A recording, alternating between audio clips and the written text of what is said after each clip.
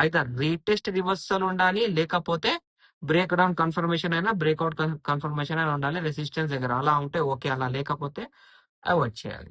Same అలాగే breakout point ని break చేయాలి అంటే ఇక్కడ కూడా మనకు రీటెస్ట్ రివర్సలే కావాలి కదా. ఓకే, రీటెస్ట్ రివర్సలే కావాలి.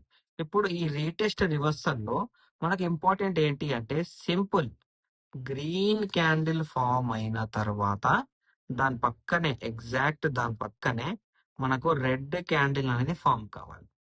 ఆ రెడ్ క్యాండిల్ అంటే ఏంటి? Retest reversal point. It's a rejection point, it's a retest point.